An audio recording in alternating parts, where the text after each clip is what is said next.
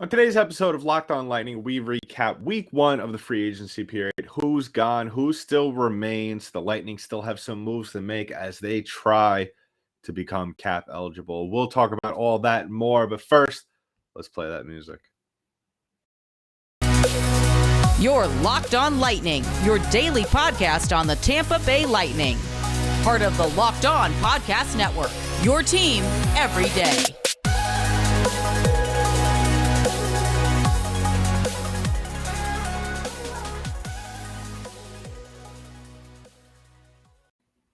And welcome to another episode of Locked On Lightning, part of the Locked On Podcast Network. I'm your host, Adam Danker. Today's episode is brought to you by BetOnline. BetOnline has you covered this season with more props, odds, and lines than ever before. BetOnline, where the game starts. On today's episode of Locked On Lightning, we are discussing all the moves made in week one of the free agency period for the Tampa Bay Lightning. Some players have moved on to other destinations, other new homes, as well as the Lightning have signed some new faces to contribute to the lineup and to the future roster for the upcoming season. So we're going to talk about that on today's episode. But first, I want to thank you for making us your first listen of the day, for following us on an audio platform. Please go and hit that notification button, subscribe to us, so as soon as the newest episode drops, you'll be notified. And if you're watching us on YouTube, make sure to hit that subscription button, as well as that thumbs up and that notification bell, so as soon as the newest episode drops, you'll be notified. So talking about some of the moves that weren't made. And what I mean by that is that I mean the Lightning players that are no longer with us. And what I mean by that, I mean Jan Rutta and Ondrej Palat. Jan Rutta signed with the Pittsburgh Penguins, and Ondrej Palat signed with the New Jersey Devils. And I have to say that, being that person who was talking for the last couple weeks, maybe a month or so, about objectifying, just being so objective to the Lightning re-signing Jan Rutta, because I did not believe, and for what the contract he got, that's great. You're going to be playing on a decently good team in a very tough division. Not saying that the Atlantic Division is not tough, but the Metro is just an absolute dumpster fire of competitive teams. So, I'm not sure if Jan Rutta's agent or Jan Rutta, for that matter, took that into account. But when a team is offering you money, what the Lightning, what the Pittsburgh Penguins gave him, 3 years, $8.25 million a year. I mean, you got to go for the bag. He's 31 years old, so it's not like he's a dinosaur, but I've spoken about this on past episodes that really Jan Rutta, and he got 2.75 AAV. So do I think Jan Rutta is worth 2.75? Maybe if we're talking about, if Tampa's in a different place in terms of cap space, yeah, I mean, the case could be made. Yes, he was part of 2 Stanley Cup winning teams, and yes, I'm not gonna diss him, because if you've been listening to the show for at least this season, I've ragged on him sometimes, most of the time. My viewpoint with Jan Rutta is that really what it comes down to it is that, if he was playing on the third line with Mikhail Sergachev on a nightly basis, that is one thing. But we have seen him thrown up to the first line with Victor Hedman, sometimes depending if he's coming back from an injury, which I've spoken about in detail about, is that I don't, and he does miss a lot of games. And that is the one thing and the one reason why I did not think Tampa should have brought him back in the first place. The last couple of years, and maybe we could add an asterisk over the 2021 season, because there was only 56 or so games played. So I'm not going to, kill him for playing 35. So technically he missed about maybe 20 20 and change, whatever. But 2019, 20 only played 33 games. I think there was about 63 or so games off the top of my head. But and if you look at his career averages, he's really only averaging about 45 or so games, which is barely half a season. And that's why that worries me, because up until this past year, he never played past 57 games. And what that tells me is obviously he's injury prone. And he was the kind of what he brings to this team really is that he is a defensive defenseman, kind of what we see out of Eric Chernak. Um, but Chernak's a horse. Chernak plays a little bit more games than him. I would say, off the top of my head, I don't have Eric Chernak's numbers in front of me, but if I had to estimate, I would say Eric Chernak plays about maybe 65, 65-ish, maybe even more, 70 range. And Eric Chernak also is a little bit of a more dynamic player. I'm not saying he's an actual he's Victor Hedman or he's I don't know, Cal McCarr. I'm not saying that he's like that. He's not an overly dynamic player. I mean, when you look at their stats, I'm looking at Eric Chernak's right now. He's played his career total is 67. So what that tells me is that really he's a little bit of the long lines. But my thing is that if you look at these two guys and what they do on the ice, I feel like Chernak has a little bit more to offer, and Chernak's also a lot younger. Chernak's going to be 25 this upcoming season, so a little bit more of a spring chicken there. He just turned 24, as opposed to Jan Rutta, who's 31.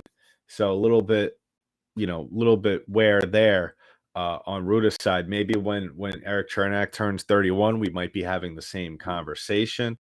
But when I really look at these two guys, I think it look at different players now. I look at what the impact that they have on the team and on the ice when they're on the ice.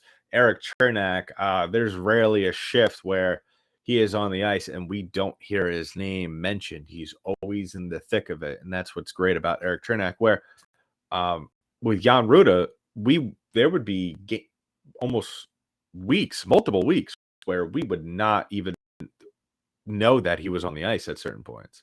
And we've heard Brian Engblom say it at certain points, didn't even realize, Jan Rutta was on the ice tonight. And that is the thing that concerned me as well. So, if you had to ask me, and that's what everybody should ask themselves when a team they root for, whether it be the Lightning or whether it be another team, when they allow a player to leave and to go play with another player, you have to kind of ask yourself, is this player worth the money to us that the other team that he's going to, is he worth that? And in my opinion, especially even if the Lightning were not in the situation they are, I would think that, Jan Rutta is not a $2.75 million player a year. So we'll talk about Ondrej Palat. You never want to see a player of this caliber leave. One of the solid veterans on this Tampa Bay Lightning team. I think of the pillars. Even though he didn't stats wise really go crazy over these last two cup runs, a figure on the ice for the franchise and in the locker room. So he will definitely be missed. We'll talk about him, as well as later on in the show, we are going to discuss some of the players that got extended, some of the players that are going to be new faces coming into the dressing room this year. We'll talk about all of that. But first, I want to talk about our first sponsor, and that is BetOnline.net. BetOnline.net is the fastest and easiest way to check in on all your betting needs. Find all your favorite sports and events at the #1 online sources for odds, lines, and games. BetOnline continues to be the top online resource for all your sports wagering information, from live in-game betting, scores, and podcast. They have you covered. Head to betonline.net today or use your mobile device to learn more about the action happening today. BetOnline, where the game starts. So I would like to thank everybody once again for subscribing to the show. The YouTube page has absolutely blown up. And also go ahead and follow our social media pages, LO_Lightning on Twitter, as well as LockedOn_Lightning on Instagram. Give me a follow on Twitter at DankyDank, DENKYD8NK. So looking at another face that has left, unfortunately, this is the one player where I feel like over the last couple of years, and let me preface Ondrej Palat by saying this, is that over the last couple of years, it has been tough for the Tampa Bay Lightning, mainly last offseason, as well as some of this during this season. You know, Matthew Joseph going to the centers. I think it would have been a lot tougher if Nick Paul didn't work out and come and play the way he did, not only in the playoffs, but immediately. And it was tough. It was bittersweet last year winning that cup, second consecutive, just because, you know, you had three huge players really who made huge contributions to this team and the success it had in Blake Coleman, Yanni Gourde, and Barclay Goodrow, all scattered across the NHL. Obviously, Blake Coleman is in Calgary. Yanni Gourde got taken in the expansion draft to Seattle. Barclay Goodrow, his rights were signed over to, were traded away to New York Rangers. And all those guys have experienced quite a bit of success since leaving. So, you know, great for them. And they all got paid. Well, I know Blake Coleman did as well as Barclay Goodrow. So Yanni Gourde still has his old deal from when he was with the Lightning. And so that, you know, that within itself sucked. But the whole Ondrej Palat thing, I felt like since Lightning fans kind of got that out of the way last year, Ondrej Palat leaving, and let's face it, Julien Brisbois has been an absolute wizard with the salary cap, with bringing guys in, whether it be guys from, you know, during the trade deadline or in the offseason. Last offseason, we know he brought back Zach Bogosian and most notably Corey Perry. But I think if you had to poll Lightning Nation and ask them on a scale of 1 to 10, how shocked or bothered were they by Ondrej Palat leaving, I think there would be an overwhelming, you know, 1 being not shocked at all, and 10 being concerningly shocked and appalled. I would say that probably it would fall around 3.5. You know, there was with Julien Brisbois, you can never count him out to make some crazy deal to help the Lightning give themselves some cap space. And you know, my expectations for Ondrej Palat coming back were very slim, if there was really any. You know, really him playing as well as he did in the Stanley Cup playoffs really was the thing that, as much as it helped the Lightning in the moment, it didn't help the Lightning long term, just because his value went up. And he got paid. I'm not sure how many teams would have made this deal, just because of the things that, and I'm not trying to hate on Palat. You know, maybe this is just my subconscious way of trying to talk it down to where maybe that's my way of dealing with it. But with him not being in Tampa anymore, at the same time, he's up in New Jersey now, and I'm in the New York tri-state area, so you know, I'm a train ride away from him, so I could go see him anytime I get nostalgia. But he gets 5 years, $30 million, and you know, that comes out to 8.25, and his cap hit is $6 million for the 22-23 season. So listen, he deserved every penny of this, everything that he has done over his tenure with Tampa Bay Lightning. And he even said it when he was introduced with the New Jersey Devils that, it sucked leaving. It was bittersweet. As much as I'm sure it's exciting for any player when they hit the free agent market, that especially for the first time, that feeling of exploring uncharted territory and kind of seeing, it's almost of an ego boost. I think getting courted by, almost all 32 teams, it's very exciting, and it kind of, especially if you didn't finish the season on a way that you wish you would have finished. I think that it really was something that I think he really wanted to experience, even though, he said, like I said in his uh his press conference, that it was something that he really didn't want to happen. And I think in a way he was also hoping that there would be some sort of miracle move made by Julien Brisbois, which was obviously not made.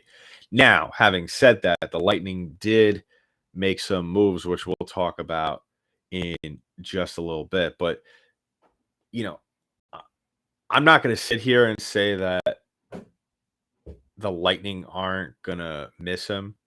They're going to miss him a whole ton, especially that combo between him and Stamkos, and at times Nikita Kucherov when his head is in the game. Uh, I don't mean to poke fun at Cooch, but didn't, like I said on previous episodes, didn't exactly end the season on the way we thought. But that is a conversation that we will have way down the line if need be. But yeah, I think with Palat, I think, looking past the numbers, and I'm sure a lot of people will agree, obviously a fan favorite.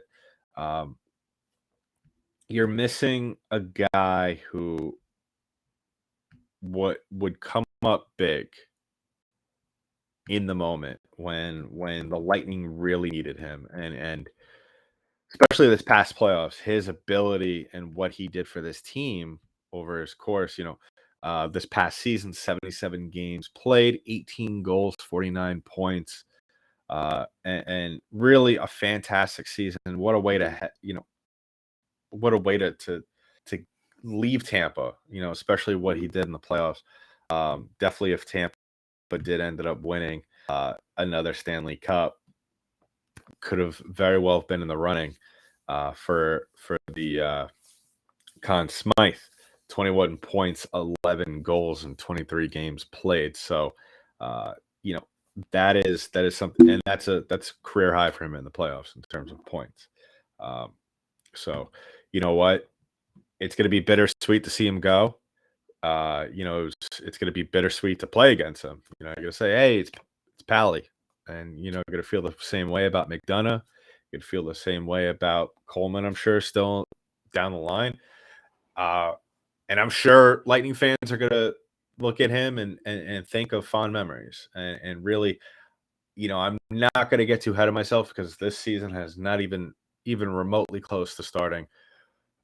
But I wouldn't be surprised within the next 2 to 3 years, because let's face it, the Devils aren't exactly a team that is there yet. I think they were kind of hoping, wishful thinking that Johnny Gaudreau was going to come back home to New Jersey. Obviously, that didn't happen in a very surprising move to Columbus. But I wouldn't be surprised if Julien Brisbois gets the cap under control within the next 2 years.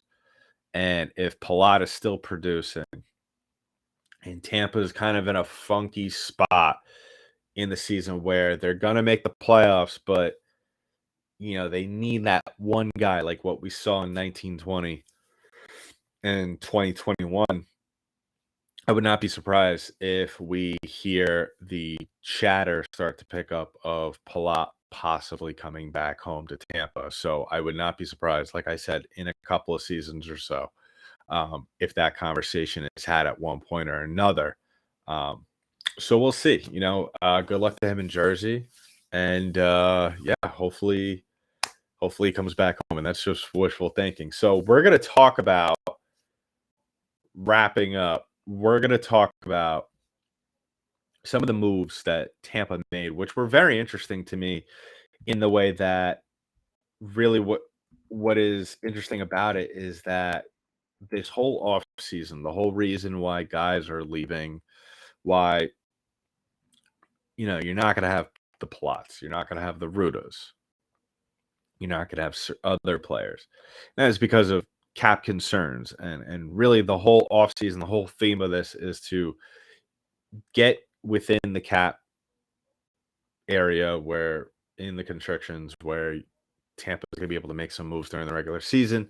And it seemed like they took a step backwards. Now we're in July, so we have plenty of time till Julien Brisbois needs to have a difficult conversation with somebody on this team, because I guarantee you come opening night, we're not going to see maybe a guy in uniform that we have not seen in a while. So as it stands right now, the Lightning are $7 million and change in the red in the cap space, in the salary cap. And obviously, if you're looking at cap friendly along with me, there are a lot of these guys that we have that Tampa has are probably not even going to be dressed. They're going to be LTIR or whatever. But so some of the new moves that were made, just to recap some of you that maybe have forgotten, some of the moves that were made where Ian Cole was signed to a 1-year contract, veteran defenseman, won a cup with the Penguins. I assume that he is going to be on that third line with Mikhail Sergachev. So, Sergachev had a little bit of a down year and was pretty much a non-factor in the playoffs. So I think this is going to be a good learning experience for Sergachev to kind of have that veteran presence with him, kind of help him get his shoulder back on his head. And the other deals that were made, some of the new faces that will be coming in, there's Hayden Fleury, signed to a 2-year contract. He was with the Kraken this past year. So another new face. And another new face, which was, quite frankly, I was shocked that this move was made. It was usually when I see, former Lightning players in the free agent market, I'm like, okay, that maybe that's something that's a move. There's that source of familiarity there with that player. So maybe a reunion is not out of the question. And Vladislav Domesticov was in Dallas. He was also with Colorado. He was also with the Rangers. He's bounced around the NHL a little bit since leaving Tampa. Glad to see him back. He'll probably be on the third line, I would imagine. And then there's some other players which we won't get into, just minor additions through the McDonough trade. We've already spoken about that. And then Eric Chernak and Anthony Cirelli, both getting extensions there. So very well deserved extensions there as well, where Julien Brisbois will have them at some, especially Anthony Cirelli will have him on somewhat of a discount down the line. So, that was good to lock these guys up while you still have a chance. But the one move that needs to be made, obviously, and I've spoken about this numerous times, and I really would have liked to have seen it be done, was Alex Killorn. I just think the longer you hold on to him, the longer the farther down his value goes. Just really struggled immensely throughout the postseason. And I think that a lot of teams in there's some teams, the teams that are especially not playing for anything, and they know who they are. Obviously, you want to be optimistic. You never want to come out and say that. But there's at least 15 GMs, 16 GMs that are saying to themselves right now, we're not playing for anything next year. Maybe less. Maybe there's less teams than that. But I would say, okay, maybe 6 teams. There's 6 GMs out there right now that are saying we're not going to make the playoffs. We're not even going to sniff the wild card conversation. Teams like that that is like an Arizona Coyotes, like a San Jose Sharks, even though they have a ton of cap problems themselves. But a team like Arizona, team like Seattle, that is the kind of team that Julien Brisbois should be reaching out to right now at this moment.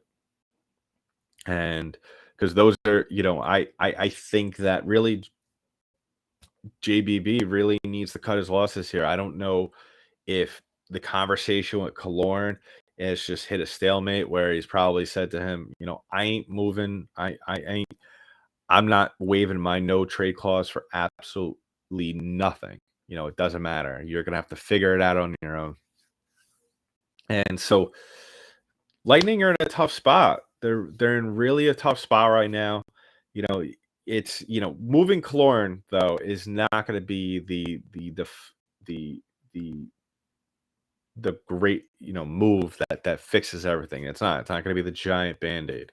No, that you get 44-50 off the books. That's great, but you still have 3 and change that you need to figure out where you got to move. So that's why I'm a little confused. I get the moves. I understand the moves. That's great. Having Ian Cole on the team, I think down the line is going to be fantastic. Giving him $3 million, not entirely sure about that.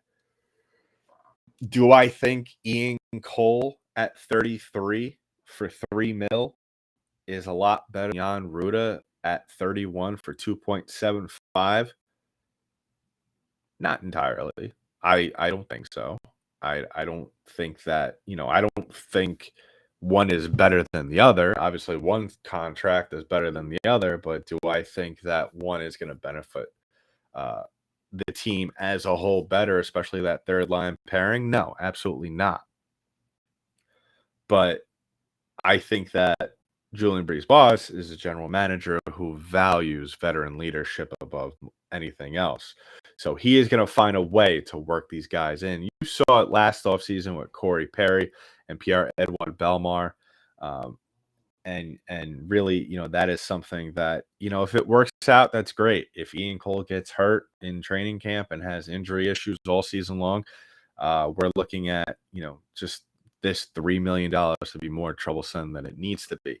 But yeah, I think that, and I'll speak about this on later episodes, but, really signing another defenseman when you just let one walk, especially when you have Cal Foote waiting in the wings, ready to take on a bigger role on this team. I think that if you're going to penny pinch, you got to penny pinch in the right situations. And I think, like I said, as much as I would have liked, as much as I do like this Ian Cole signing, I think there's, because you can't bank on every defenseman playing well and playing only 2 games this year.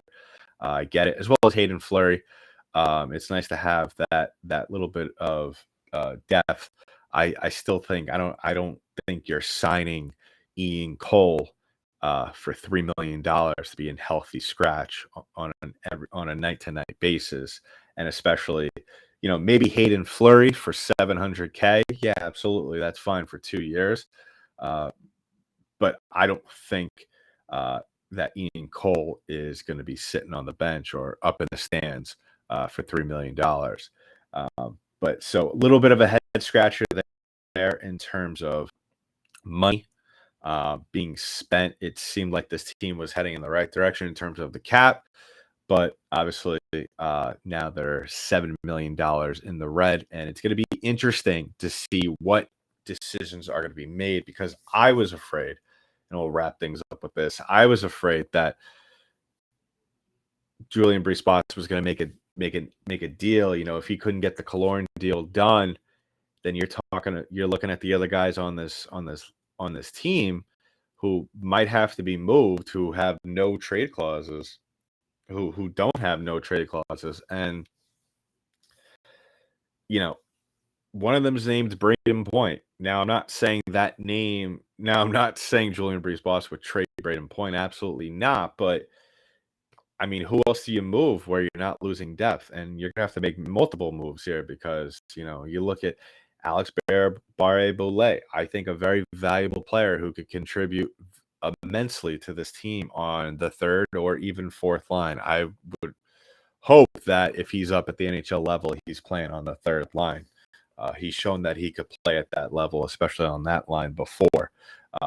Ross Colton, not going anywhere. Brandon Hagel, not going anywhere. So really, who's going to be the odd man out? And we're going to find out in the next couple of weeks. And make sure to like and subscribe to the pod. Give us a follow wherever you follow or listen to podcasts, and give us a subscription on YouTube. So it's going to be interesting to see, and we'll talk about it as the stories develop. I'll pitch my own theories, and go ahead and drop a comment in the comments below. Who do you think is going to be the odd man left out? Where do Julien Brisbois, where does he need to trim the fat? And where does he need to improve on this team to compensate for some of the players that he might lose in the coming weeks? So we'll talk about all of that. So in the meantime, that's been it for this episode of Locked On Lightning, part of the Locked On Podcast Network. I'm your host, Vlad Tanker. I'll talk to you in the next one.